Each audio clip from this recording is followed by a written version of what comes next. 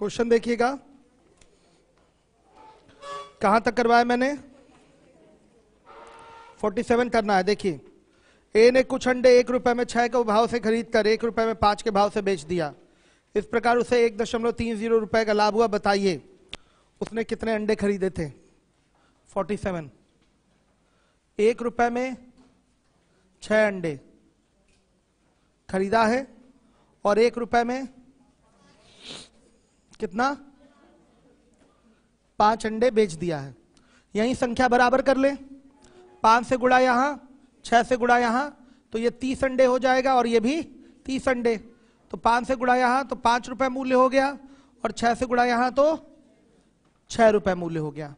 साफ दिखाई दे रहा है कि 30 अंडे बेचने पर कितने का लाभ हुआ है, 1 रुपए का।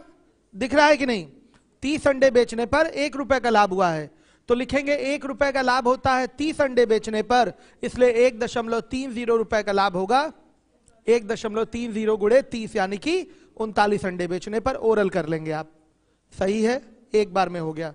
लिखेंगे 1 रुपए का लाभ कितने अंडे पर, 30 अंडे पर। तो क्वेश्चन में कितने का लाभ है, 1.30 रुपए का लाभ है। ये कितने अंडों पर होगा, 30 गुणे 1.30, कितना बच्चों, 39 अंडे पर। यही आपका रिक्वायर्ड आंसर है। ओरल है एकदम क्वेश्चन, कहीं से कोई समस्या नहीं होनी है। हर एक बच्चा देखे।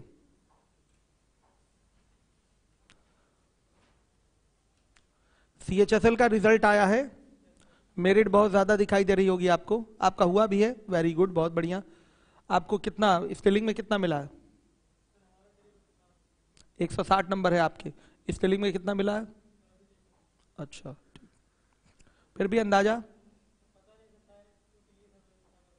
अच्छा, क्लास चलेगी Tier 2 वाली आपकी, ठीक है, यहीं चलेगी।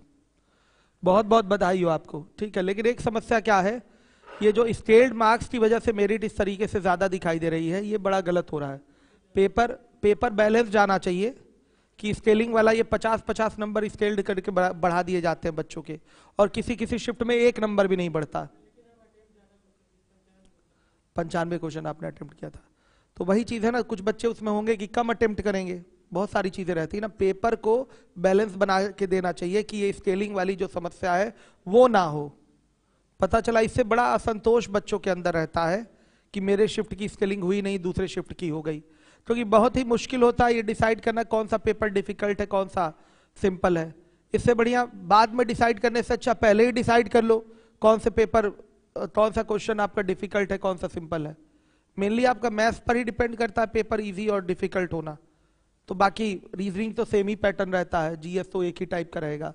इंग्लिश भी आपका ऐसा पेपर बनाना चाहिए कि सबका इक्वल लेवल हो, लेकिन ये प्राइवेट वेंडर यही तो गंदा काम करते हैं।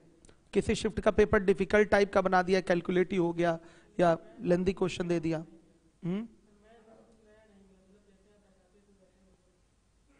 नया कुछ नहीं रहता बाबू, जो मैं पढ़ाता हूं मैंने गारंटी दिया हुआ Tier 2 देने बैठिए, गारंटी तो हम 95% की लेते हैं Tier 2 में मेंस की।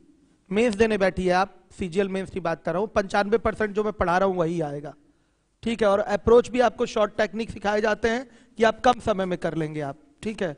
तो कोर्स को लेकर मैथ्स पढ़ रहे हैं आप हमारे यहाँ तो कभी चिंता करनी ही नहीं है।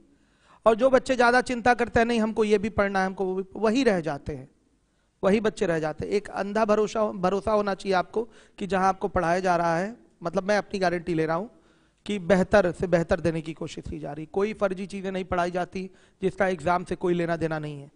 नहीं तो यूट्यूब की क्लासेस आप देखेंगे तो ऐसी फर्जी चीजें दिखाई जाती है कि उसका एग्जाम से कोई लेना देना नहीं है, लेकिन आपको देखने में अच्छा लगता है, तो आपको लगता है नहीं हमको ये भी सीखना चाहिए, जबकि उसका कोई फायदा होता नहीं। मैं बार बार आपसे ये कहता हूं, पढ़िए वो जो आपके सिलेबस की चीजें हैं और जो एग्जाम में आने वाली चीजें हैं। हाँ, ये मैं मानता हूं कि एग्जाम है तो 2-4 सवाल हमेशा कुछ नए आएंगे, तो क्या उन 2-4 सवालों को जो आप नया नया एग्जाम में देखेंगे, क्या उसकी वजह से आप ये कह देंगे कि आपने जो 95% पढ़ा है वो बेकार पढ़ा है? 5% मान लिया कि अगर नया आ गया, हर पेपर में होता है, हमेशा कुछ नया आता है, तो वह आपके लिए नया है तो हमारे लिए भी नया है और पूरे इंडिया के लिए नया है। ध्यान से सुन लीजिएगा, कोई नया आ गया तो हमको अंतर्यामी हम नहीं है कि ये नया आने वाला है, हमको ये पढ़ाना चाहिए। समझिए बात को। कोई भी टीचिंग का काम करता है तो ट्रेंड के अनुसार ही करता है, ट्रेंड के से अलग हट के नहीं हो सकती टीचिंग। कोई भी टीचर होगा तो ट्रेंड से अलग हट के करेंगे तो आपका हम समय बर्बाद कराएंगे और दिमाग की जो क्षमता है वो भी गलत जगहों पे लगवाएंगे। भाई क्योंकि हमने उल्टी सीधी चीजें पता चला पढ़ा दिया। मैथ्स में तो बहुत कुछ है, पढ़ने के लिए तो बहुत कुछ है, तो अगर मैंने वो सारी चीजें पढ़ा दी आपको, कैट वाली मैथ उठा के हम पूरी पढ़ाने लगे आपको, क्या एसएससी से उसका लेना देना है? बताइए। दिमाग की एनर्जी ही तो आपकी खर्च होगी केवल। तो आपको पढ़ना वो है जो आपके एग्जाम में आ रहा है। और मैं एक एक चीज बड़ा परफेक्ट तरीके से करा रहा हूं कि आपको कहीं कोई किसी भी एग्जाम में आप बैठिए, एसएससी सीजीएल या कोई एग्जाम देने बैठिए, कहीं कोई दिक्कत ना हो। पेपर उठा के देख लीजिए, सब मेरा ही पढ़ाया हुआ आएगा, कुछ भी अलग नहीं मिलेगा। लेकिन बच्चों में ये रहता है कि जो कुछ नया आ गया नए के पीछे भागते हैं। उन 5% जो नए क्वेश्चन आ गए उनके पीछे भागने से अच्छा है 95% के पीछे भागिए, ऑल इंडिया टॉप करेंगे। ठीक है, 95% के पीछे भागिए। इंग्लिश में भी यही होता है, कोई अगर एक आध दो वर्ड नए आ गए तो आपके लिए नया है तो दूसरों के लिए भी बाबू नया है। ठीक है, मैथ्स का कोई नया क्वेश्चन आ गया, नया क्वेश्चन मतलब टॉपिक से अलग हटके, तो आपको लगता है अरे हमको तो ऐसा कुछ कराया ही नहीं गया, तो ये बात गलत है। आप 95% जो आपका सिलेबस हमेशा सिलेबस से आता है उसको कवर करिए, आप उसमें भी टॉपर रहेंगे, इंस्पेक्टर बनेंगे बड़े आराम से।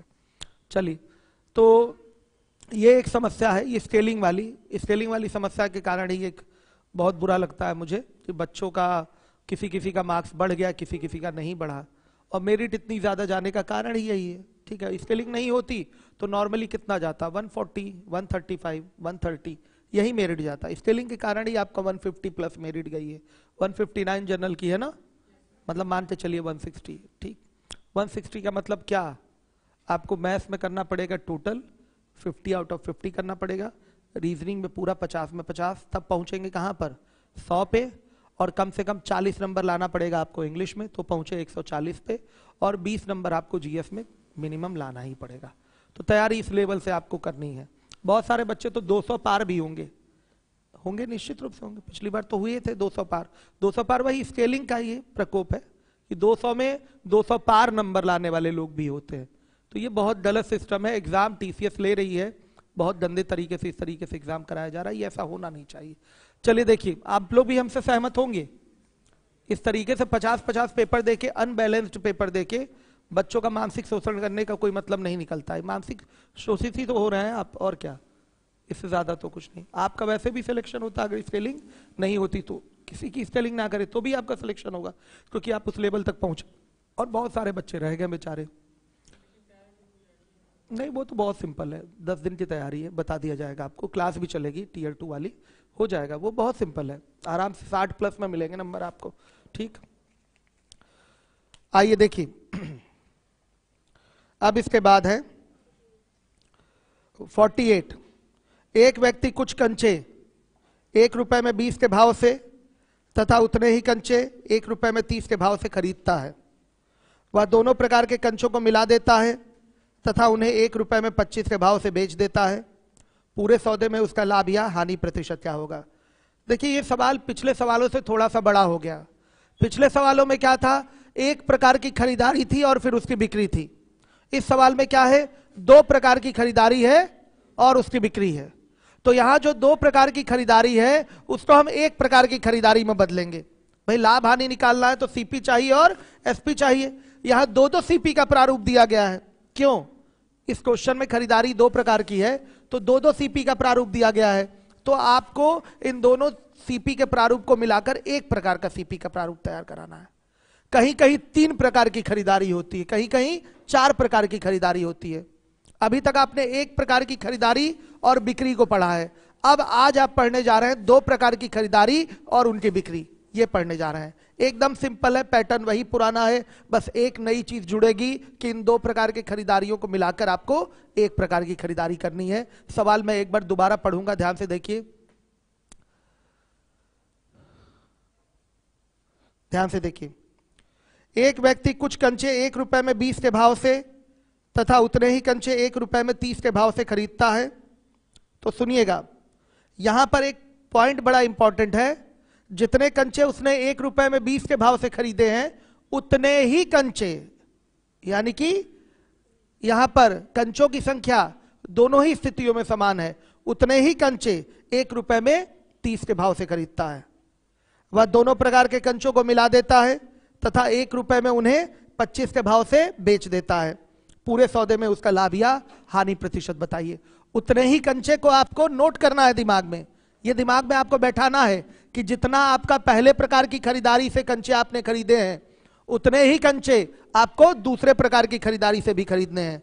वो संख्या कुछ भी हो सकती है, हो सकता हो पहले प्रकार से आपने 1 कंचा खरीदा हो तो दूसरे प्रकार का भी 1 ही कंचा खरीदिए। हो सकता हो पहले प्रकार का आपने 50 कंचा खरीदा है तो दूसरे प्रकार का भी 50 कंचा खरीदिए।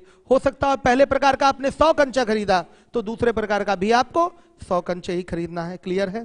संख्या यहां पर दोनों प्रकार के खरीदारियों से क्या होनी चाहिए? सेम होनी चाहिए। ये क्वेश्चन में मेंशन है। कभी कभी ये हो जाता है कि जितना पहले प्रकार का खरीदा है उसका दुगना दूसरे प्रकार का खरीदा है, तिगुना तीसरे प्रकार खरीदा है, या उसका आधा दूसरे प्रकार का खरीदा है, ये हो सकता है। तो यहां तो लिखा हुआ है कि दोनों प्रकार की कंचों की संख्या क्या है? समान है। तो देखिए यहां रेट लिखेंगे, 1 रुपए में 20 कंचे, इस रेट से एक खरीदा है और एक खरीदने का रेट क्या है? 1 रुपए में क्या है? 30 कंचे, इस रेट से आपने खरीदा है। तो देखिए साफ साफ है, जितना यहां कंचा खरीदेंगे उतना ही यहां कंचा। हो सकता हो यहां X कंचे खरीदेंगे आप, हो सकता हो यहां X कंचे आप खरीदेंगे, तो यहां भी कितने कंचे खरीदिए? X ही कंचे खरीदिए। ठीक, तो सबसे पहला काम बच्चों क्या है? ये संख्या बराबर कर लेना है। आया समझ में? ये संख्या बराबर कर लेना है। ऐसा थोड़ी है कि यहां से 20 ही कंचे लेंगे और यहां से 30 ही कंचे लेंगे, नहीं। ये रेट है, 1 रुपए में 20 कंचे आते हैं और 1 रुपए में 30 कंचे आते हैं। हो सकता हो यहां 1 कंचा लेंगे तो यहां भी क्या लेंगे? 1 ही कंचा लेंगे। कंचों की संख्या समान होनी चाहिए। तो आइए कंचों की संख्या समान हम कर लेते हैं। क्वेश्चन में कोई फिक्स करके तो दिया नहीं है कि इतना ही खरीदना है। हाँ, ये जरूर फिक्स किया है कि जितना यहां खरीदिए उतना यहां खरीदिए। तो हम वो बराबर संख्या अपने मन से कुछ भी मान सकते हैं। तो कुल मिला के हमको इसको बराबर कर लेना है। यहां से जितने कंचे लेना है यहां से भी उतने ही कंचे लेना है। तो ये बराबर कैसे होगा? अगर मैंने यहां पर 3 से गुणा कर दिया तो ये 60 कंचे हो जाएगा, और यहां हमने किससे गुणा कर दिया? 2 से गुणा कर दिया तो ये भी 60 कंचे हो गया। तो 3 गुनी संख्या होगी तो रेट भी तो 3 गुना होगा। तो 3 रुपए में 60 कंचे पहले प्रकार का खरीदा है आपने, और दूसरे प्रकार का जब 2 से यहां गुणा किया ये 60 बना, तो 2 से यहां भी करेंगे तो 2 रुपए में यहां 60 कंचे आपने खरीदा। समझिए इस बात को, 2 रुपए में यहां 60 कंचे खरीदा। कोई डाउट? जितने कंचे पहले प्रकार का उतने ही कंचे दूसरे प्रकार का आप खरीदिए, और इन दोनों प्रकार की खरीदारियों को मिला दीजिए। तो 60 कंचे इसका, 60 कंचे इसका, टोटल कंचे कितने हो गए? 120 कंचे। और 120 कंचों का क्रय मूल्य क्या होगा? 3 2 5। तो 5 रुपए में कितने कंचे हो गए? 120 कंचे हो गए। ये हमारी 2 प्रकार की खरीदारी मिलाकर 1 प्रकार की खरीदारी हो गई। 2 प्रकार की खरीदारियों को हमने 1 प्रकार की खरीदारी में कन्वर्ट कर दिया। अब ये हमारा सीपी होगा फाइनली, और बेचने वाला मूल्य दे रखा है वो कितना है आपका? 1 रुपए में 25 के भाव से बेचा है, 25 कंचे के भाव से बेचा है। हर एक बच्चा देखेगा जिम्मेदारी के साथ। क्लियर है? आ रही है बात समझ में? है कोई डाउट? आ रहा है ना समझ में? चलिए फिर से सुन लीजिएगा। अब ये सवाल हमारा पुराना वाला हो गया। ये सवाल हमारा फिर से पुराना हो गया कि 5 रुपए में 120 कंचों के भाव से कंचा खरीदा और 1 रुपए में 25 कंचों के भाव से उसको बेच दिया। ये सवाल हमारा पुराना हुआ कि नहीं? हो गया फिर से पुराना। अब वहां से लाभ प्रतिशत या हानि प्रतिशत निकालने का तरीका हमने आपको कल ही बता रखा है। निकाल लेंगे आप। 3 तरीके मैंने बताए हैं। आप संख्या बराबर करके भी कर सकते हैं, आप मूल्य बराबर करके भी कर सकते हैं, और एक शॉर्टकट भी मैंने बताया है, उसके भी माध्यम से किया जा सकता है। चलिए आइए देखिए, फिर से देखिए ध्यान से इसको। यहां पर क्या है? बोला गया है एक व्यक्ति कुछ कंचे 1 रुपए में 20 के भाव से तथा उतने ही कंचे 1 रुपए में 30 के भाव से खरीदता है। मान लिया सिविल लाइंस में 1 रुपए में 20 कंचे मिल रहे हैं और कटरा में 1 रुपए में 30 कंचे मिल रहे हैं। दोनों जगह का क्या है? रेट अलग अलग है। सही बात है, सिविल लाइन में रेट ज्यादा होगा और कटरा में रेट क्या होगा? कम होगा।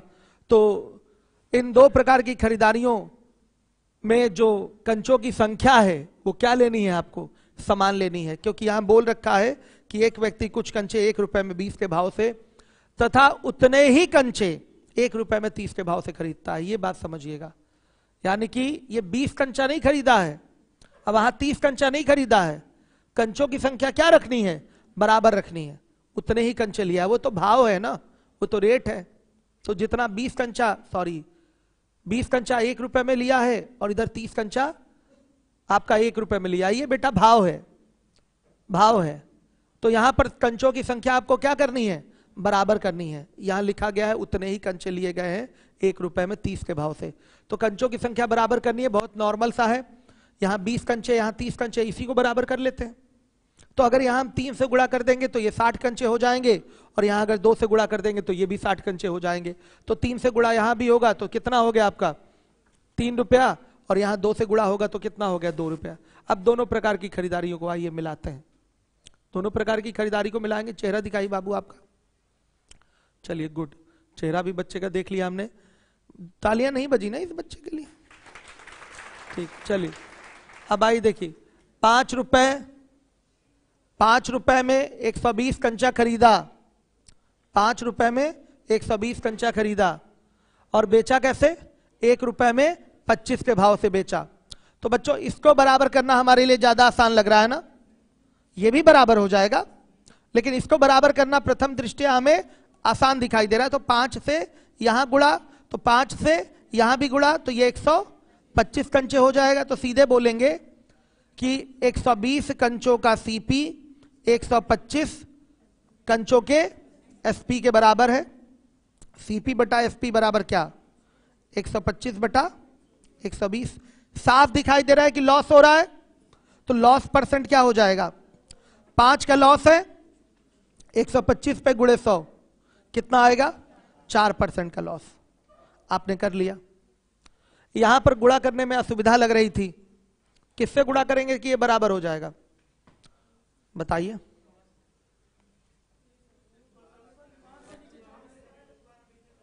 ऊपर 24 से,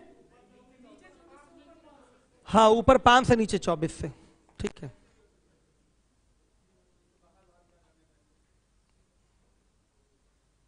तरीके कई सारे हैं, प्रॉफिट लॉस है ये आपका। ये तरीका जो बताया गया आराम से ओरल कर सकते हैं इससे क्वेश्चन आप, कोई प्रॉब्लम नहीं, चाहे जितना बड़ा सवाल हो ओरल ही लगाएंगे। हो गया बच्चों, ये सारा काम तो ओरल ही है ना। 120 सीपी बराबर 125 एसपी, सीधे दिखाई दे रहा फिगर, सीपी बटा एसपी का बनेगा आपका 125 बटा 120।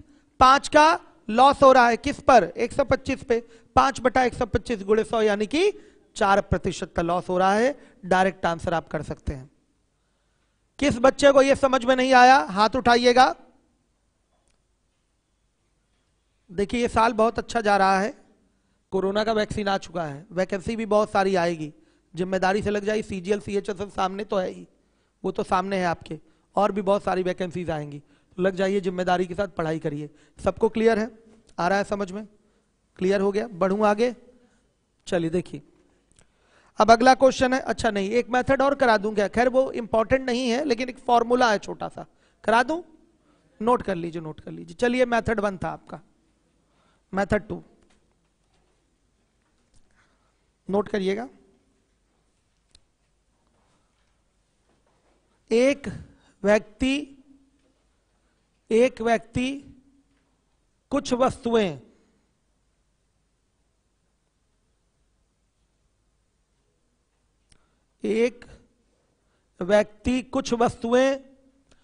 P रुपए में, P रुपए में X के भाव से, X के भाव से तथा उतनी ही वस्तुएं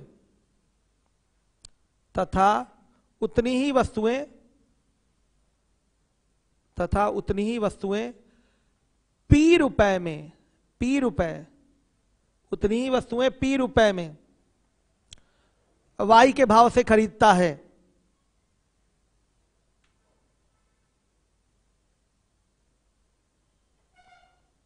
इन दोनों प्रकार की वस्तुओं को मिलाकर वो इन दोनों प्रकार की वस्तुओं को मिलाकर वो P रुपए में Z के भाव से बेच देता है। P रुपए में Z के भाव से बेच देता है, तब उसका लाभ या हानि प्रतिशत बराबर, लाभ या हानि प्रतिशत बराबर, लाभ या हानि प्रतिशत बराबर। किसी को याद है शॉर्टकट क्या है? Upon into Z -1 into 100। खैर इसका बहुत यूज है नहीं, लेकिन फिर भी नोट करा दिया मैंने, यूज है नहीं इसका। चलिए देखिए, आप अपने क्वेश्चन को देखेंगे तो तीनों जगह रुपए तो बराबर है, 1-1 रुपया ही है, 2-2 रुपया, 3-3 रुपया, 4-4 रुपया, कुछ भी हो सकता है, मतलब वो रुपए क्या होने चाहिए? बराबर। तो x बराबर आपके क्वेश्चन में क्या दे रखा है? x बराबर दिया है 20, y बराबर कितना है? 30, और z बराबर कितना है? 25। तो ये वैल्यू उठाकर यहां रखा जाएगा 2 इंटू 20 इंटू 30 अपॉन में क्या 20 प्लस 30 और इंटू क्या 25 -1 और इंटू। चलिए बताइए बच्चों क्या आ रहा है ये?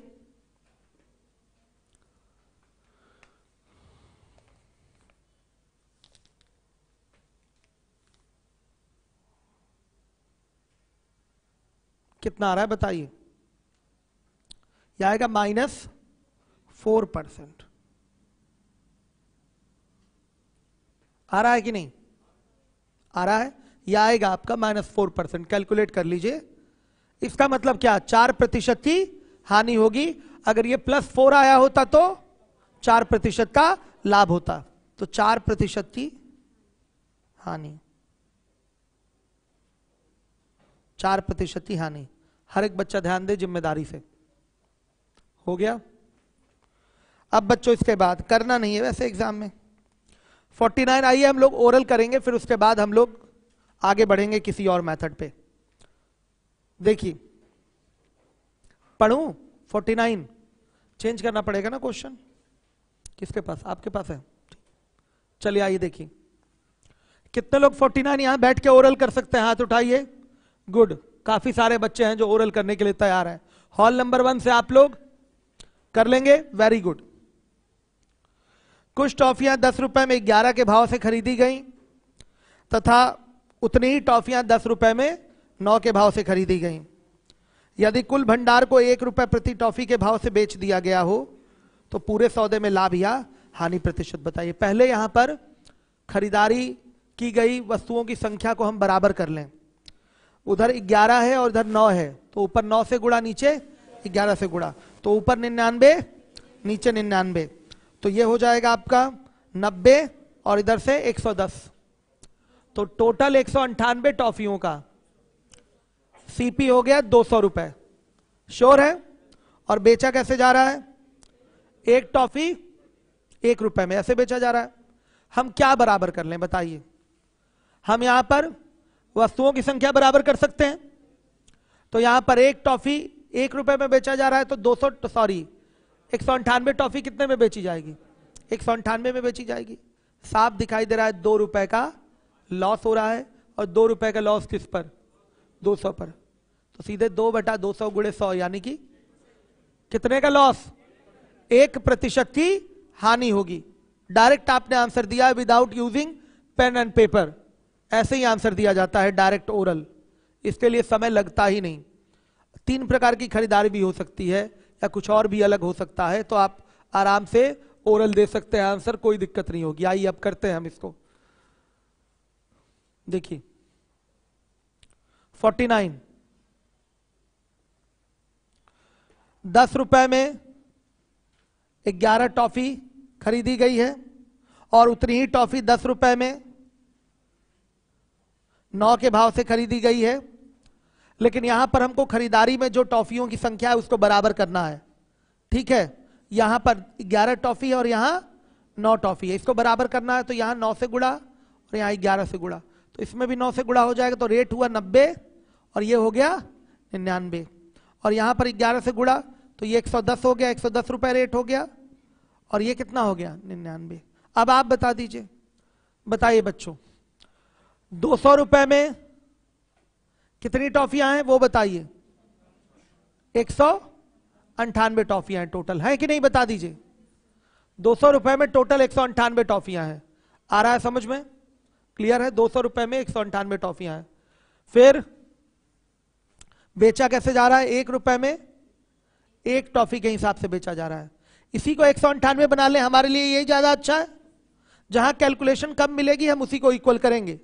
आ रहा है समझ में? पिछले वाले में हमने किसको इक्वल किया था? हमने रुपयों को इक्वल किया था, वो आसान था हमारे लिए। यहां पर हम आराम से इसको क्या कर सकते हैं, 198 बोल देंगे, तो यहां भी 198 से गुणा तो 198 रुपए एसपी आ जाएगा 198 टॉफियों का। तो साफ साफ दिखाई दे रहा है लॉस है कितने का? 2 का। कितने पे? सीपी यानी कि 200 पे गुणे 100 कितना? 1% का लॉस। 1% का लॉस आपको दिखाई दे रहा है, ध्यान से देखिए। सही है?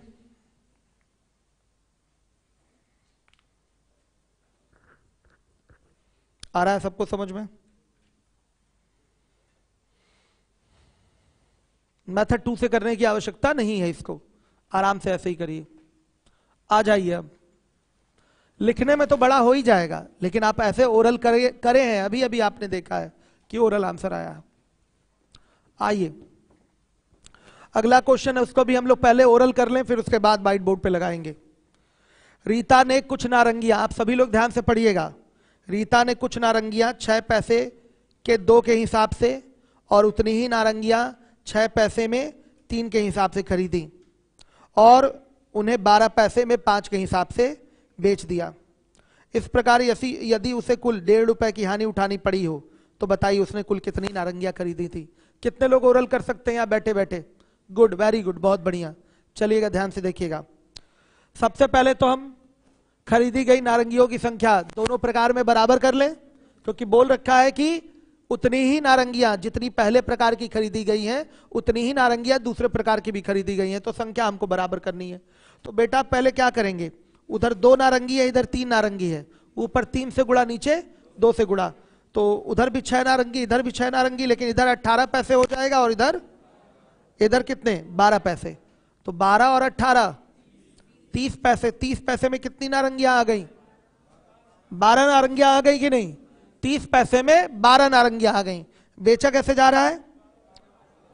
12 पैसे में 5 के हिसाब से बेचा जा रहा है, ठीक है। तो देखिएगा कितना आया था? 30 पैसे में 12 नारंगी आया था, तो 12 में किससे गुणा कर दें? 5 से, तो 60 नारंगियां इधर हो जाएंगी। कितने में? 150 पैसे में। 150 पैसे में कितनी नारंगियां? 60 नारंगियां। और बेचा कैसे जा रहा है? 12 पैसे में 5, तो यहां किससे गुणा कर दें? 12 से, तो 144 पैसे में कितनी नारंगियां बिक रही हैं? 60 नारंगियां। तो ये बताइए 6 का क्या हो रहा है? 6 पैसे का लॉस हो रहा है। कितनी नारंगियों पर बताइए? कितनी नारंगियों पर? 150 बना था, 5 से गुणा किए थे।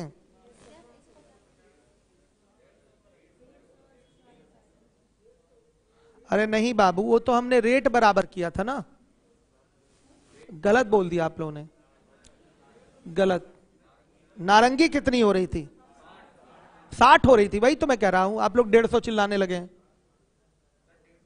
150 कहां नारंगी हो रही है? फिर से देख लीजिए, दोबारा सुन लीजिए। 60 ही हो रहा था नारंगी। हाँ, तो हम ये बोल रहे थे ऐसे कि 4 पैसे का, 4 की 6 पैसे का, 6 पैसे का लॉस हो रहा है। कितनी नारंगी बेचने पर? 60 नारंगी बेचने पर। यही तो हुआ था। तो 1 पैसे का लॉस होगा, बताइए, 10 नारंगी बेचने पर। इसलिए आपका 150 पैसे का लॉस होगा 1500 नारंगी बेचने पर। हो गया, यही तो था हमारा। 1500 आंसर आएगा। आप लोग पता नहीं कहां से 150 चिल्लाने लगे थे, कंफ्यूज हो गए थे क्या? जब यहां पर लाभ हानि की बात होती है तो हम किसको बराबर कर लेते हैं? नारंगियों को। किसको बराबर करते हैं? नारंगियों को। आइए दिखाता हूं, अब लगाता हूं मैं इस पे 50। 6 पैसे में 2 नारंगी है और फिर 6 पैसे में ही कितनी नारंगी, 3 नारंगी के हिसाब से खरीदा गया। इसी को बराबर करना है, यहां 3 से मल्टीप्लाई, यहां 2 से मल्टीप्लाई, ये 6 नारंगी हो गया और ये भी 6 नारंगी। तो यहां पर 3 से मल्टीप्लाई 18 पैसे हो गया और यहां पर 2 से मल्टीप्लाई 12 पैसे हो गया।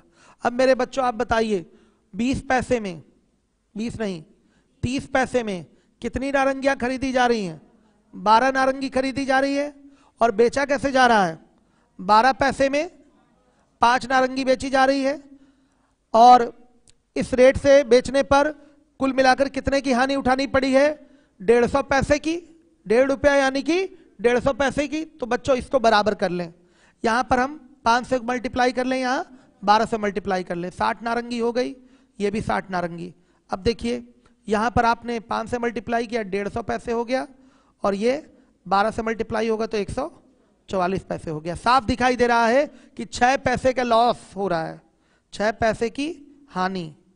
कितनी नारंगी पर?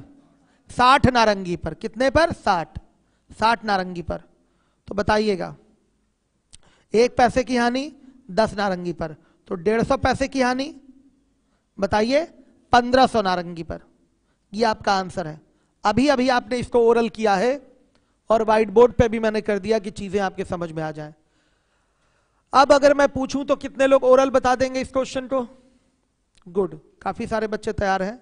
चलिएगा आप बताइएगा भाई ओरल बैठ के, देखिए मत इसको, देखिए मत, इधर देखिए आप, इधर कहीं कॉपी पे देखिए, आप बताइए।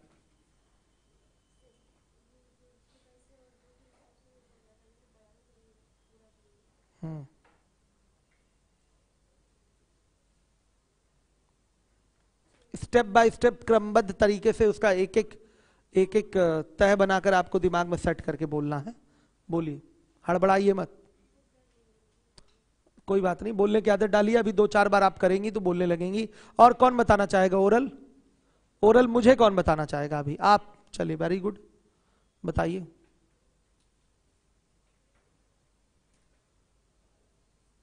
ऑफलाइन क्लास की यही सुंदरता है, खूबसूरती यही है कि आदमी क्लास में कंसंट्रेट रहता है, टीचर लगातार बच्चों से क्वेश्चन कर सकता है।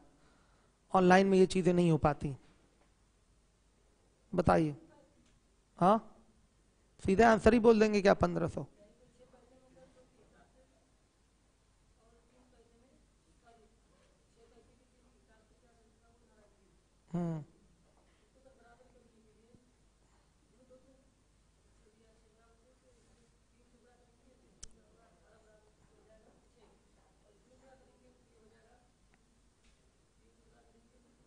तीन नहीं, 2 से 2 से 2 से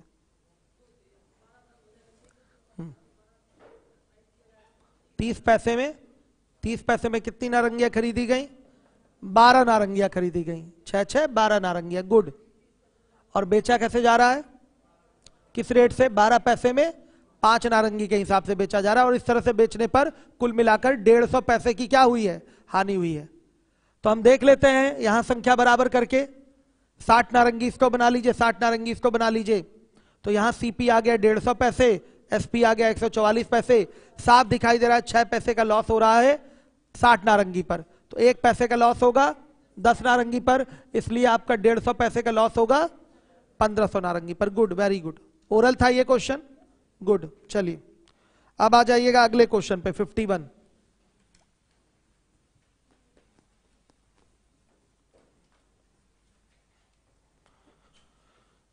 देखिएगा हर एक बच्चा। एक दुकानदार 3 प्रकार के संतरे बराबर बराबर संख्या में खरीदता है। लीजिए, ये भी बराबर बराबर संख्या आ गया। अलग अलग संख्या वो पीएस में आएगा, PS2 में है वो क्वेश्चन। पहले प्रकार के संतरे 4 रुपए में 6 के भाव से, दूसरे प्रकार के संतरे 3 रुपए में 4 के भाव से, तथा तीसरे प्रकार के संतरे 1 रुपए में 3 के भाव से खरीदता है और खरीद कर सबको मिला देता है। और सभी संतरों को 9 रुपए में 1 दर्जन के हिसाब से, यानी कि 9 रुपए में 12 के हिसाब से बेच देता है। और इस तरह से उसे कुल 120 रुपए का लाभ हुआ है। तो बताइए उसने कुल कितने संतरे बेचे थे? कौन हिम्मत कर पा रहा है ओरल बताने का?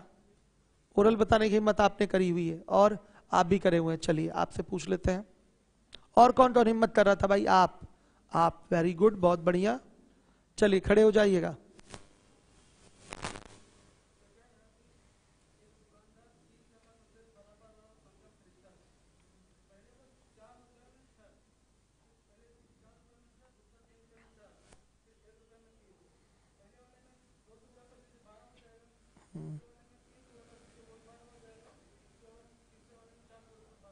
हम्म।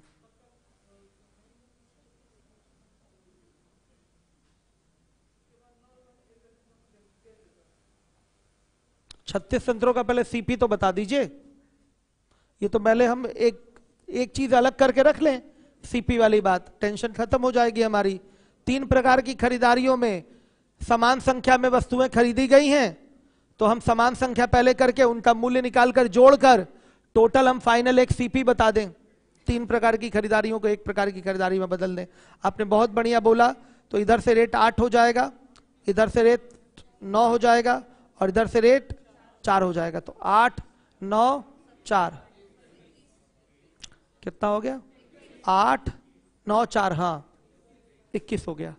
तो 21 रुपए में कितने संतरे? 36 संतरे। ये आपका रेट हो गया कौन सा? खरीदने का। और बेचा कैसे जा रहा है?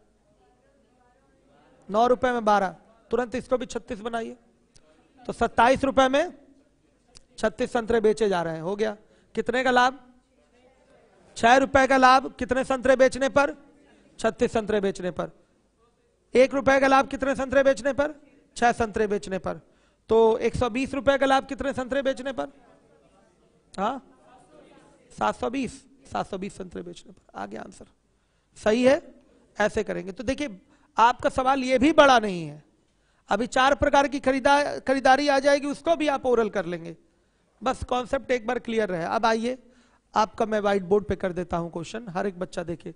अनूप प्रकाश पांडे लगाने का पूरा प्रयास किए हैं। एडवांस में न्यू टॉपिक आपका चलेगा, वो है आपका मेंसुरेशन, चलेगा जल्दी। आइए देखिए राजन सिंह ने भी उधर आंसर करा है। 51 नंबर का क्वेश्चन है। 4 रुपए में 6 संतरे। फिर क्या है बच्चों बताइएगा? 3 रुपए में 4 संतरे। फिर बताइए 1 रुपए में 3 संतरे के भाव से खरीदा है। और तीनों प्रकार की खरीदारियों में वस्तुओं की संख्या क्या है? बराबर है। इस बात को नोटिस करिएगा। तीनों प्रकार की खरीदारियों में वस्तुओं की संख्या बराबर है। सही है। तो आइए वस्तुओं की संख्या बराबर कर लेते हैं। तो बाबू बराबर करने का ये भी सिस्टम है कि इसका एलसीएम ले लीजिए, थोड़ा आइडिया पता चल जाता है कि क्या बनाना है। तो 6 4 3 का एलसीएम क्या हो जाएगा? 12। तो इसको 12 बना लें, इसको 12 बना लें और इसको भी 12 बना लें। तो किससे गुणा करें? 2 से। तो यहां भी 2 से गुणा होगा। तो ये 8 रुपए हो जाएगा मूल। और यहां 12 संतरे हो गए। यहां किससे गुणा? 12 बनाने के लिए 3 से। तो ये भी आपके 12 संतरे हो गए। तो यहां भी 3 से गुणा कर देंगे तो ये 9 रुपए हो गया। अब यहां 12 बनाने के लिए 4 से गुणा, तो ये 12 संतरे हो गया। और यहां भी किससे गुणा? 4 से करेंगे तो ये 4 रुपए हो जाएगा। समझ में आया? तो कुल कितना आया सीपी? 21 रुपए आ रहा है। और 21 रुपए में कितने संतरे आ रहे हैं? 36 संतरे आ रहे हैं। और इनको बेचा कैसे जा रहा है? किस रेट से? 9 रुपए में 12 संतरों के रेट से बेचा जा रहा है। समझ में आ रहा है? और इस भाव से बेचने पर कुल मिलाकर 120 रुपए का लाभ हुआ है। तो बताइए उसने कुल कितने संतरे बेचे थे या कितने खरीदे थे? दोनों एक ही चीज रहेगी। जितना खरीदेगा उतना ही तो बेचेगा। तो दोनों पूछ सकता है, कितने खरीदे थे या कितने बेचे थे। इसमें डाउट में मत आइएगा, कितने खरीदे थे या कितने बेचे थे, कोई दिक्कत नहीं है यहाँ पर। तो बच्चों इसको भी हम किसके बराबर कर लें? 36 के बराबर। तो किससे मल्टीप्लाई करेंगे? 36 बनेगा 3 से। 3 से गुणा कर लिया, ये 36 संतरे हो गया। तो बेटा यहां भी आप 3 से मल्टीप्लाई कर लीजिए। तो क्या हुआ? 27। ये हो गया आपका। समझ में आ रहा है? प्रॉफिट है कि लॉस है? श्योर है प्रॉफिट है? श्योर है ना प्रॉफिट है? तो लिखेंगे कितने का प्रॉफिट है? 6 रुपए का लाभ। कितने? 36 संतरे पर। तो इसलिए 1 रुपए का लाभ 6 संतरे पर, इसलिए 120 रुपए का लाभ कितने संतरों पर? 120 गुणे 6 यानी कि 700। ये बेटा आपका आंसर है। आ गया। सनोज रॉयल ने आंसर करा है। अनूप प्रकाश पांडे, नितिन त्रिपाठी, सुप्रिया यादव, सनोज रॉयल। ठीक है। राजन, सब लोग यही क्लास के ही बच्चे हैं, रेगुलर रहिए। अब तो जल्दी ही आप लोग की ये जो क्लास वाली समस्या है 100 बच्चों को बैठाने वाली, ये दूर हो जाएगी मुझे लगता है। आज से वैक्सीनेशन शुरू हो गया, बहुत खुशी की बात है। आप सभी को मेरी ओर से हार्दिक शुभकामनाएं भाई वैक्सीनेशन की। तो जल्दी ही सभी लोग वैक्सीनेट वैक्सीनेशन करा लें तो बहुत बढ़िया रहेगा। क्या है? जो चाहे लगवाए। अच्छा, आपकी क्या इच्छा है? खैर आप लोग तो अभी युवा हैं, वैक्सीनेशन की जरूरत हम जैसे बुड्ढों को है, बच्चों। चलिए आगे देखिए, तो देखिएगा ध्यान से। 52 नंबर का क्वेश्चन है। बहादुर ने कुछ संतरे 1 रुपए में 4 के भाव से खरीदे, उसमें से 5वां भाग बहादुर ने अपने पास रख लिया और शेष को 1 रुपए में 3 के भाव से बेच दिया और बहादुर को 1 रुपए का लाभ हुआ। बहादुर ने कितने संतरे खरीदे थे? ये आप बताएंगे, हम नहीं। लगाइए।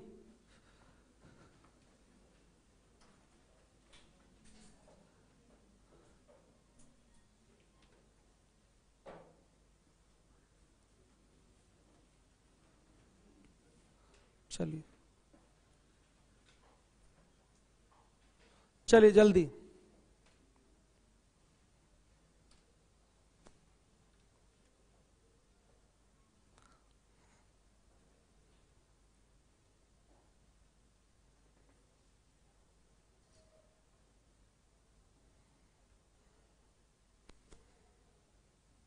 देखते हैं कौन बच्चा सबसे पहले लगाता है।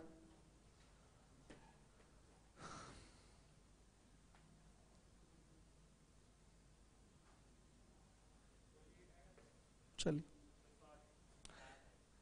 अच्छा लगा लिया आप लोगों ने? लगा लिया? पहले से लगा के आए थे क्या? अभी लगाइए। अच्छा sorry sorry sorry, question change ही नहीं हुआ, आप फिर पीट देंगे। हमेशा अपने लगाने के चक्कर में गधा क्वेश्चन चेंज नहीं करता। कल भी नहीं चेंज किए थे आप ना? चलिए चेंज करिए क्वेश्चन। कल भी ज्योमेट्री में नहीं चेंज किए थे। ये भूल जाते हैं, तुरंत लगाने लग जाते हैं क्वेश्चन। चलिए अब क्वेश्चन चेंज हो गया। 1 मिनट का समय दे रहा हूं यूट्यूब वाले बच्चे आप लोग को भी, लीवोलन वाले आप लोग भी लगाइए, फटाफट लगा के बताइए। तो ये पैटर्न आज कंप्लीट हो गया, ठीक है? लग गया?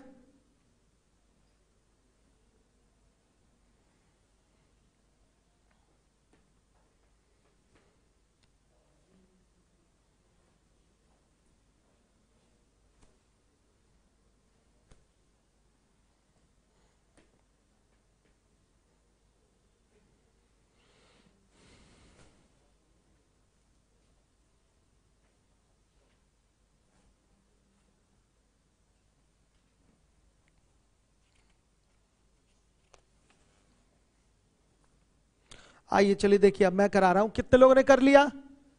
और यूट्यूब वाले काफी कम लोगों ने किया इस क्वेश्चन को। कोई दम थोड़ी है। लाइए भाई, दिखाइए, यूट्यूब दिखाइए। आप लग रहा है कि चलिए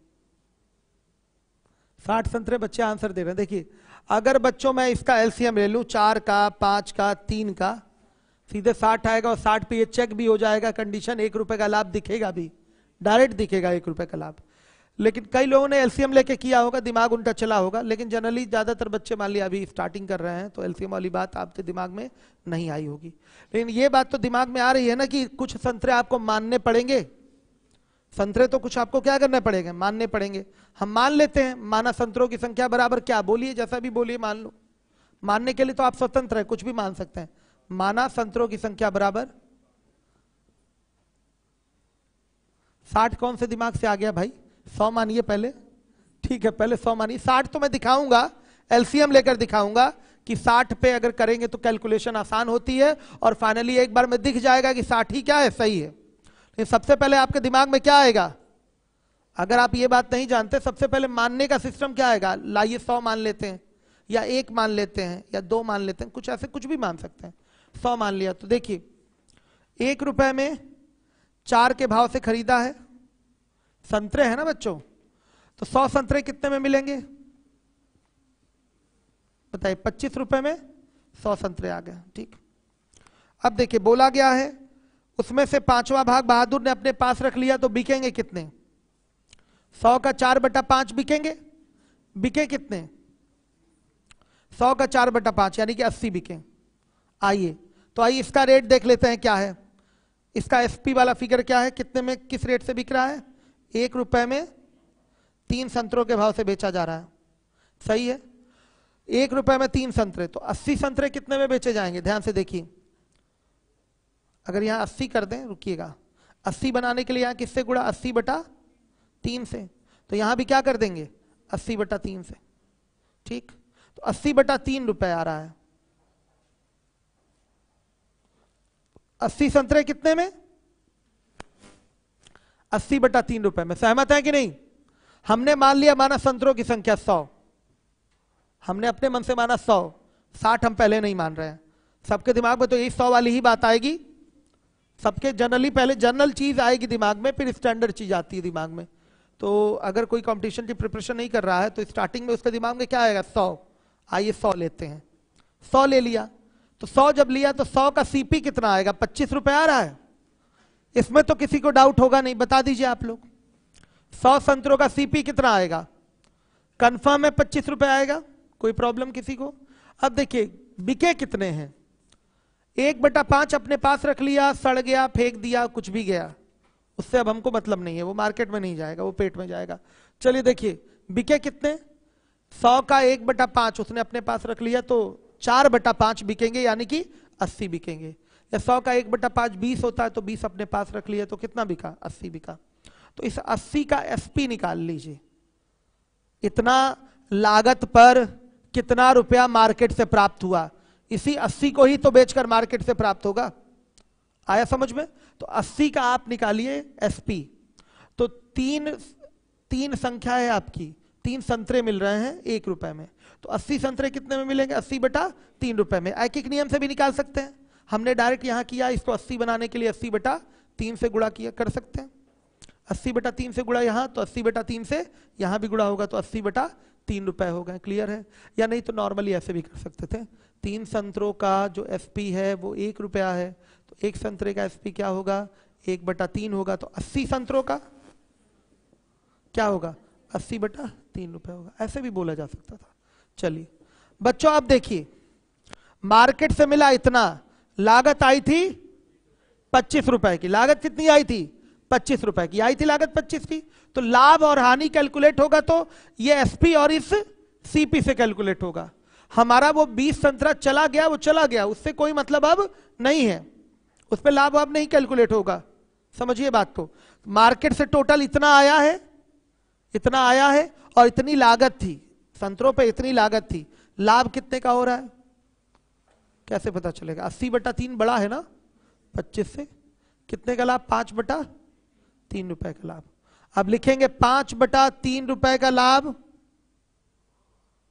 कितने संतरों पर होता है, 100 खरीदे थे तब होता है ना, 100 संतरों पर। हमारी जो लागत आई है वो 100 संतरों की तो आई है, हम लाभ की गणना किस पे करेंगे, अपने लागत पर। तो 5/3 रुपए का लाभ होता है 100 संतरों पर, इसलिए कितने का लाभ, 1 रुपए का लाभ होगा, 100 बटा क्या बताइए, 3/5 हो जाएगा, इतने संतरों पर, इसलिए क्या, कितने का लाभ, अच्छा आ गया 60 संतर, ये आ गया आंसर, समझ गए बच्चों। ये हमने 100 मान के किया है, ज्यादातर बच्चों के दिमाग में पहले यही आया होगा कि 100 मानो। कितने लोग 100 मान के किए थे, हाथ उठाइए, गुड, 100 मानकर आप लोग कर लिए थे, बहुत बढ़िया। अब सुनिए, डायरेक्ट भी इसका आंसर आ जाएगा बेटा। मैं पहले एलसीएम दिखा देता तो आपका कॉन्सेप्ट शायद क्लियर ना हो पाता कुछ बच्चों का, इसलिए पहले मैंने किस पे दिखाया है, 100 पे। आप कुछ पे किसी पे भी कर लीजिए, 50 मान लीजिए, 10 मान लीजिए, 75 मान लीजिए, आंसर तो आएगा ही, इसी प्रारूप से आएगा। दोबारा बता दूं, लागत जितना आई है, लाभ हानि की गणना उसी लागत पर ही होती है।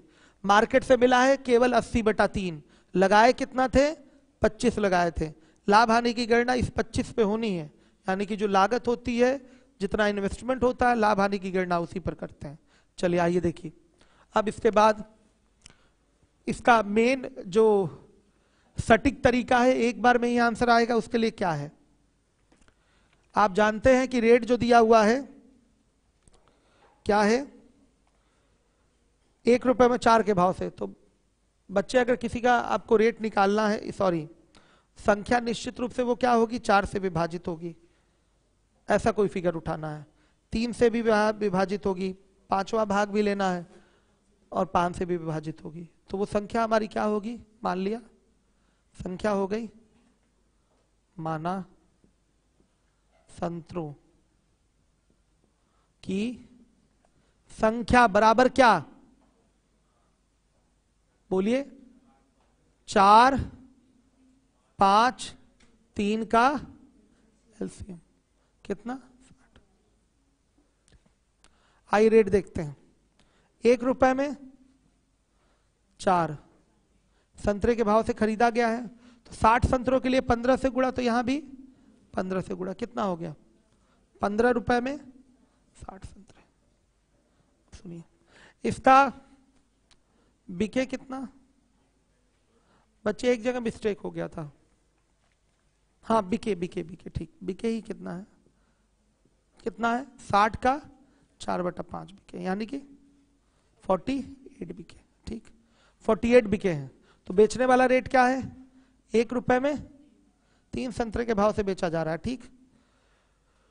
तो 48 संतरों का एसपी क्या हो जाएगा, 16 से मल्टीप्लाई, 16 से यहां भी मल्टीप्लाई, कितना, 48 संतरे आपने बेचे हैं, कितने में बेचे हैं, 16 रुपए। साफ दिखाई दे रहा है, खरीदे थे संतरों को 15 में और फाइनली जो सौदा हुआ है हमारा, फाइनली बेचने का जो काम हुआ है वो 16 में हुआ है, तो लाभ दिखाई दे रहा है कितने का, लाभ दिखाई दे रहा है 1 का।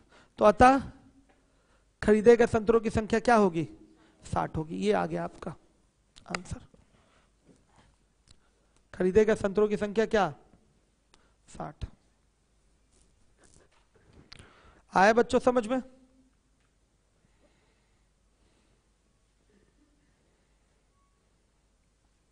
समझ में आया कि नहीं, आप लोग बताइए, नहीं आया,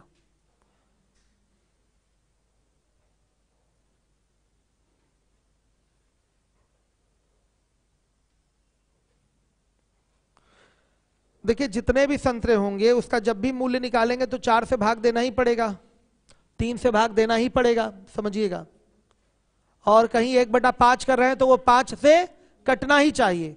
तो एक ऐसी संख्या हम पहले ही मान लें जो 4, 5 और 3 से क्या हो रही है, कट रही है। जैसे बच्चे देखिए, आपका लिखा हुआ है 4 संतरे 1 रुपए में खरीदे जाते हैं,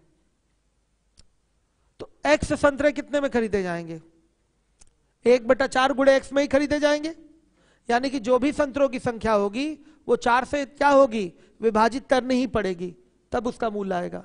फिर कहीं भाव 1 में 3 के भाव से बेचा जा रहा है तो जो भी संख्या होगी वो 3 से क्या होगी, विभाजित होगी ही होगी। और किसी संख्या का 1/5 निकाला आपने तो वो संख्या क्या है, 5 से विभाजित होनी ही होनी है। इसलिए एक ऐसी संख्या मान ले जो 4 से, 5 से, 3 से, तीनों से विभाजित हो रही है, तो कैलकुलेशन हमारा इसमें क्या हो जाएगा, इजी हो जाएगा। इसलिए हमने क्या ले लिया है, एलसीएम। आपको समझ में आया, ये नहीं आया, एलसीएम वाली बात कितने लोगों को समझ में नहीं आई, हाथ उठाइए। आपको समझ में नहीं है। देखिए एलसीएम कब लेते हैं, एलसीएम ना लेकर भी आपने क्वेश्चन किया था, लेकिन आपने एक जगह देखा था कि 100 लेने पर जब वो फिगर 80 का हुआ था तो आप डायरेक्ट उसका मल्टीपल नहीं उठा पाए थे, 50/3 रुपए उसकी कॉस्टिंग आई थी एसपी वाली। इसी भिन्न वाले फिगर से बचने के लिए हम संख्या क्या लेते हैं, एलसीएम के हिसाब से ले लेते हैं, क्योंकि एलसीएम 2 या 2 से अधिक संख्याओं का लौसा वह छोटी से छोटी संख्या होती है जो दी गई संख्याओं से पूर्णतः क्या हो जाए, विभाजित हो जाए।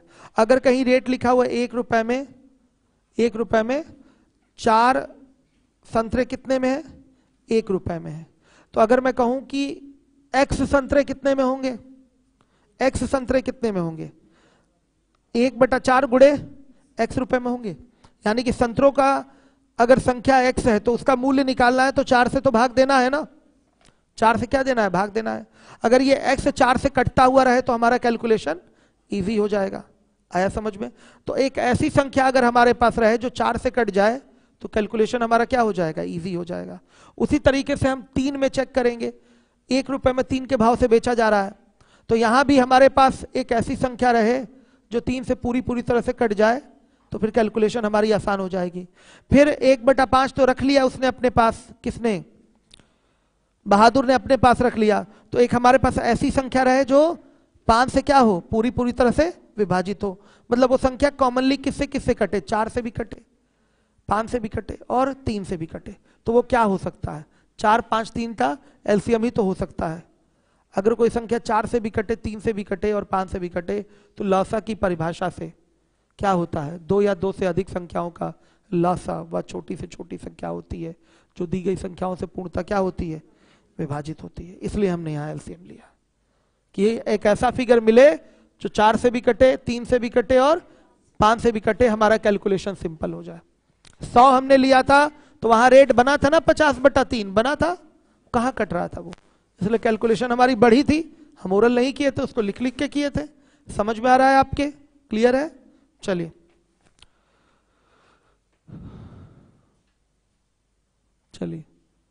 अब इसके बाद रिपीट क्या करना है आप लोग वॉच अगेन में देख लीजिएगा, बहुत बड़ा सवाल नहीं है। आज ज्योमेट्री का टेस्ट लूंगा ऐसा सोच रहा हूं मैं, अभी मैं पूछता हूं अमित सर से। टेस्ट पेपर तैयार होगा तो लिया जाएगा, नहीं तो फिर नेक्स्ट सैटरडे। ऐसा टेस्ट कितने लोग नहीं देना चाहते हैं ज्योमेट्री का? पढ़े ही नहीं है, न्यू स्टूडेंट है, ओल्ड है? आप लोग वही लोग हाथ उठाए होंगे जो नए होंगे ना, हमें पता है चालाकी आप लोग की। कोई पुराना स्टूडेंट नहीं हाथ उठाएगा, उसको पता है हम पूछ लेंगे कि क्यों नहीं देना चाहते टेस्ट। नए लोगों को तो कोई दिक्कत नहीं, वो तो बता देंगे कि सर हम नए हैं, बच जाएंगे। चलिए आप लोगों के लिए अब, अच्छा ये पूरा प्रॉफिट लॉस यूट्यूब पे चला था ना, शुरुआत से ही है। तो जो नए बच्चे हैं, कौन कौन भाई न्यू स्टूडेंट है जिनका प्रॉफिट लॉस छूटा है, वो हाथ उठाएं। तो बच्चे आज और कल 2 दिन में यूट्यूब पे वीडियो है, आप बैठ के उसको क्या करिए, कवर कर लीजिए। एक एक चीज बड़े अच्छे ढंग से, सारी चीजें डिटेल में है, बिना भगाए आराम से 1-1 घंटे, 1.25 घंटे या 1 घंटे जो भी लेक्चर होगा उसको देख लीजिएगा आप अच्छे से, कम से कम इसको कवर कर लीजिए। अब ज्योमेट्री कवर नहीं करा पाएंगे हम, जो छूट गया वो छूट गया। अब बाद में दोबारा साइक्लिक बैच है ना, तो एडवांस का भी नया बैच आप लोगों का शुरू नहीं हुआ है। ये बैच शुरू होगा 1 महीने बाद, यानी कि मान के चलिए फरवरी में शुरू होगा, फरवरी में ये बैच शुरू होगा एडवांस का, अभी नहीं। कैसे शीट हाँ आज मिल जाएगी शीट आप लोगों को, ठीक, शीट आज मिलेगी। आगे देखिए टाइप 6 आ जाइए, नया टाइप हमारा शुरू हो गया, टाइप 6 53 लगा दिया क्वेश्चन सामने आपने। बाबू थोड़ा नीचे करना है क्वेश्चन, आप कर लेते हैं, आता है करिए, बस ठीक है ठीक है ठीक है ठीक है बच्चों। देखिए एक रेडियो को ए ने बी को 10% हानि पर, बी ने सी को 20% लाभ पर तथा सी ने डी को 15% लाभ पर बेच दिया। यदि डी ने उस रेडियो को 27,000 रुपए में खरीदा हो तो ए ने उस रेडियो को कितने रुपए में खरीदा था? तो मान लिया, माना ए का मूल्य बराबर क्या? एक्स। तो एक्स रुपए का सामान 10% हानि पर बेचा गया है बी को, यानी कि 10% हानि मतलब 90% पर बेचा गया। किसको? बी को। ये बी का मूल्य हुआ।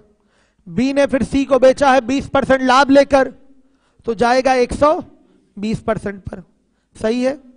और सी ने फिर डी को 15% लाभ पर बेच दिया, तो ये जाएगा 115% पर। और ये बराबर किसके? ये रेडियो है बच्चों 27,000 का, बहुत ज्यादा मूल्य है। 270 रुपए होता तो समझ में आता, या 27 हो जाता। चले कोई बात नहीं, x बराबर हम कैलकुलेट करेंगे। यही चीज आपकी फ्रैक्शन पे भी हो सकती है, कुछ विशेष नहीं है इसमें। 27,000 गुणे 100/90 गुणे 100/120 गुणे 100/115। चलिए कैलकुलेट करके बताइए x बराबर क्या? 5,00,000/23।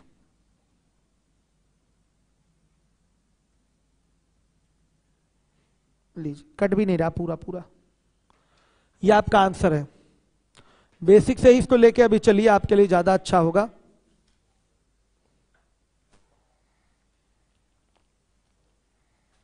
ठीक है, हर एक बच्चा ध्यान दे जिम्मेदारी के साथ।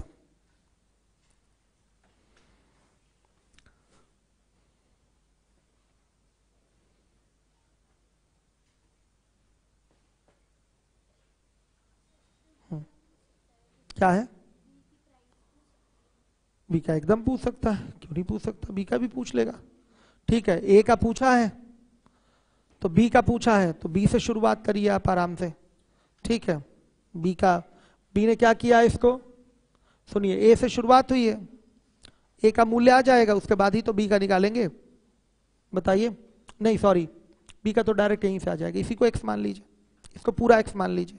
ठीक, फिर बी ने सी को बेचा, सी ने डी को बेचा, इसको पूरे को एक्स मानिए,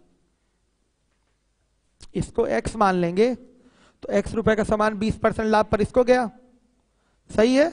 और फिर ये सामान सी ने डी को बेचा है 15% लाभ पर, ये बराबर किसके, 27,000 के, 27,000 के। सीधे ये वैल्यू एक्स ले लेंगे तो आ जाएगा आंसर। सी का पूछेगा सवाल और छोटा हो जाएगा, अब ये पूरा एक्स हो जाएगा, सीधे इस एक्स का पूरे का 115% 27,000 के बराबर हो गया। बच्ची ने क्वेश्चन कहा है कि सर ए का पूछा है, क्या बी का पूछ सकता है, क्यों नहीं पूछ सकता? अगर बी का पूछेगा तो ए से क्या मतलब हमको बताइए, हम इसी को क्या मानेंगे, एक्स। हमारा ये फिगर काम ही नहीं आएगा, 10% हानि वाला फिगर ये काम आएगा ही नहीं। मान लिया ये बी का पूरा मूल्य है, इसी को एक्स मानिए, यही तो निकालना है। अगर बी चाहिए तो केवल इतना निकालना है, तो सीधे आपका क्या हो जाएगा, 27,000 गुणे 100/120 गुणे 100/115 हो जाएगा। ठीक, हाँ सी का पूछे तो इसको हटाइए, केवल क्या हो जाएगा, ये एक्स हो गया तो सी बराबर हो गया 27,000 गुणे 100/115। कोई दिक्कत नहीं, फ्रैक्शन जनरली फैशन में है नहीं, आता नहीं एग्जाम में, इसलिए बहुत ज्यादा क्वेश्चन फ्रैक्शन पे कराए नहीं जाते, हम करवा देते हैं। फिर फ्रैक्शन की एक शीट बना के कल ही दे देते हैं आप लोगों को, मंडे को, उसको एक बार कर लीजिए आप लोग, मन की संतुष्टि आपको मिल जाए, तरीका कुछ भी चेंज नहीं होगा बच्चों, सेम पैटर्न है। जैसे ये हमने 90/100 रखा है, तो फ्रैक्शन में लिए होते तो इसको क्या रखते हैं, 9/10 रखते हैं। 120/100 रखा है, फ्रैक्शन में लिए होते तो 6/5 रखते हैं। यहाँ 115/100 रखा है, फ्रैक्शन में लिए होते तो कितना, 23/20 रखते हैं। बस हो गया, यही तो था फ्रैक्शन का मतलब, इतना ही होता है। हाँ, फिगर याद होना चाहिए फ्रैक्शन वाला आपको, बाकी कुछ अलग नहीं करना, इतना ही तो करना है फ्रैक्शन में, और कुछ नहीं करना। चलिए हो गया बच्चों ये। अब आइए इसके बाद 54 गीता ने एक कलम 50% लाभ पर सीता को बेच दिया। हर एक बच्चा देखे, इसे 10% हानि नहीं, लाभ पर संगीता को बेच दिया सीता ने। उस कलम को विनीता अंततः 20% हानि पर खरीदती है। गीता का क्रय मूल्य विनीता के क्रय मूल्य से कितना प्रतिशत कम है? आइए 54 नंबर के क्वेश्चन पे आइए।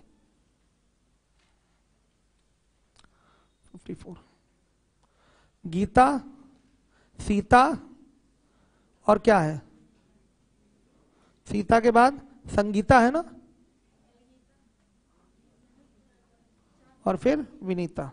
ठीक, गीता ने एक कलम 50% लाभ पर सीता को बेच दिया, यानी कि इसका कलम 100 रुपए का था तो इसको इसने 150 में बेचा, सही है। फिर बोला है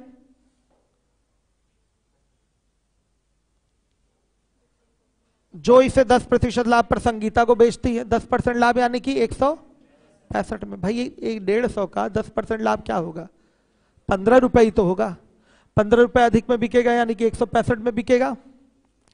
और देखिए उस कलम को विनीता अंततः 20% हानि पर खरीदी है, यानी कि 20% हानि पर खरीदने का मतलब 165 में से आप 33 माइनस कर देंगे। भाई देखिए इसका 10% 16.5 होगा, 20% क्या होगा, 16.5 का दुगना 33 होगा, तो 33 माइनस कर दीजिए, इतने में विनीता खरीदेगी, तो कितने में खरीदी है, 132 रुपए में खरीदी है। क्या पूछा है बताइए, गीता का सीपी विनीता के सीपी से कितना कम है?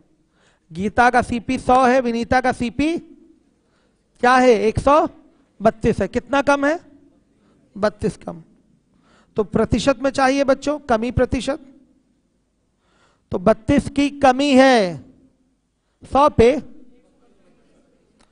गीता का मूल्य 100 रुपए है और विनीता का कितना है, 132 रुपए है। गीता कितने रुपए कम है, 32 रुपए कम है विनीता से।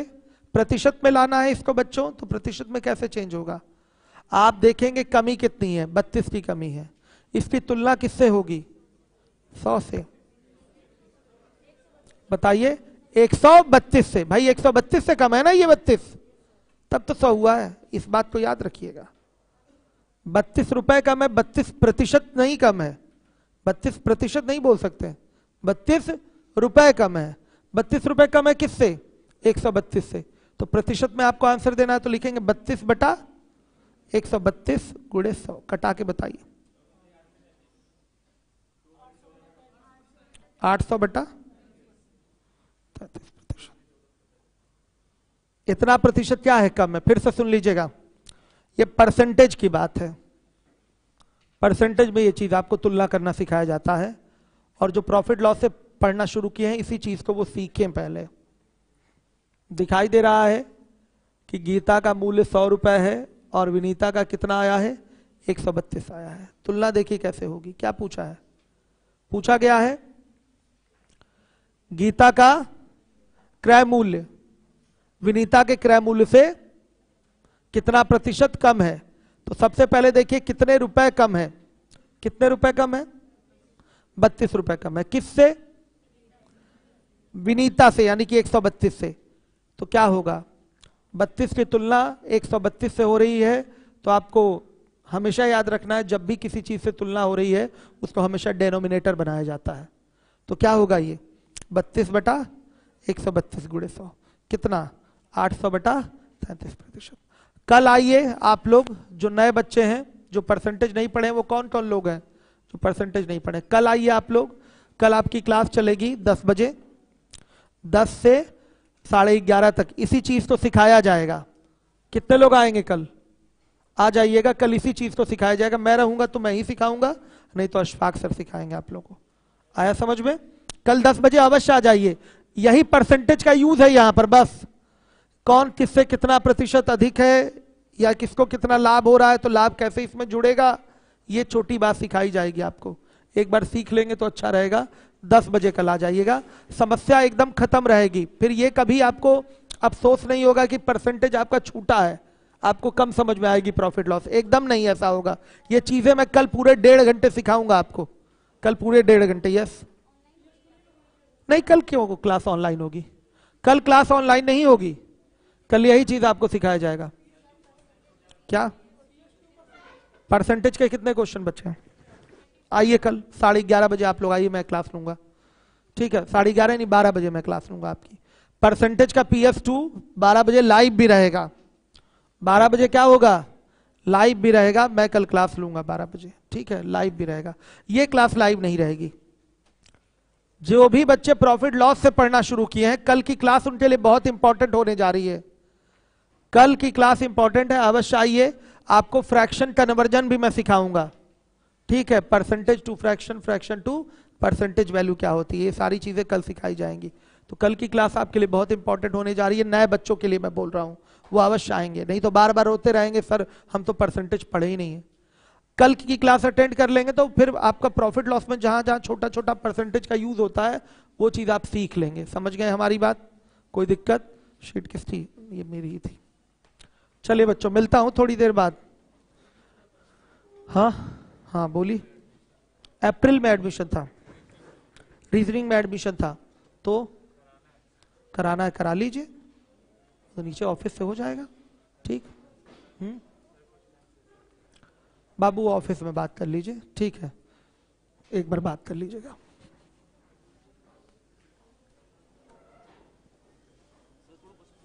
क्या अमित सर को भेज देता हूं, ठीक, बताइए।